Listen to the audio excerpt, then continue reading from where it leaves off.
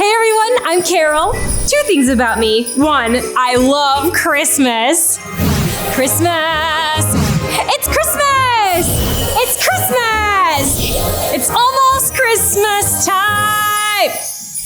And 2, I love Christmas so much, I actually have 2 trees. Maybe you decorate a tree kind of like this, but my other one may be new to you.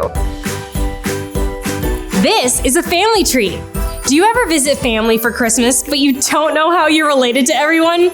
A family tree is a way of explaining that.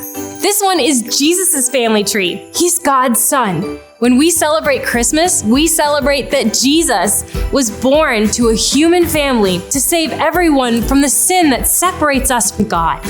This ornament represents Abraham, who's pretty much the beginning of Jesus' family. This ornament represents a woman named Ruth, who was faithful to God and to others.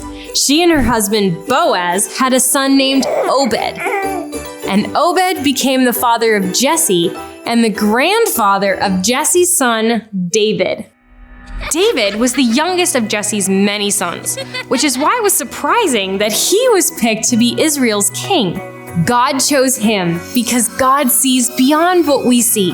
Here's how it happened. The king at that time was Saul. He looked like a good king, tall and regal, but he wasn't. He disobeyed God. Since God saw the big picture, he told the prophet Samuel to go to Bethlehem and find Jesse, because one of his sons would be anointed the new king.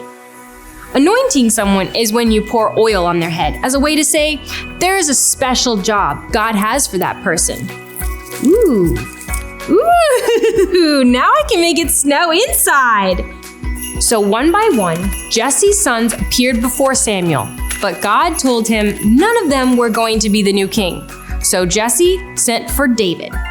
David wasn't as tall or as strong as his brothers, but he's the one God picked to be anointed. God saw David's heart and knew David loved God, and that's more important than strength or size. A few years later, David became the new king of Israel. He loved God with his whole heart, and he was a good leader. He was actually the greatest king Israel had ever known. There were a lot of bad kings after him who turned their backs on God, so Israel was divided into 2 different kingdoms. The Israelites would often wander from God, but God kept showing them mercy. Perfect! Only 947 more to go!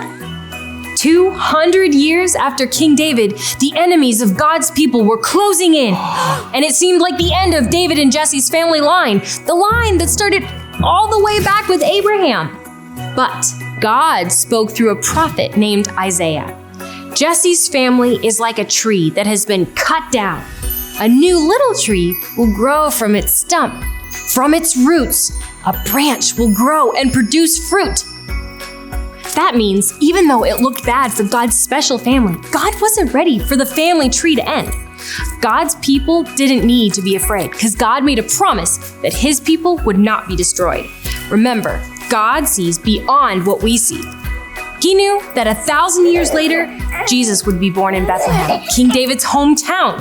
He knew that Jesus would bring peace to the whole world forever.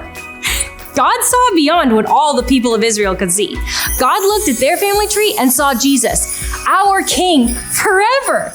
God sees beyond what we see.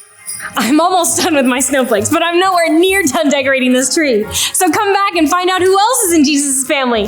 Bye!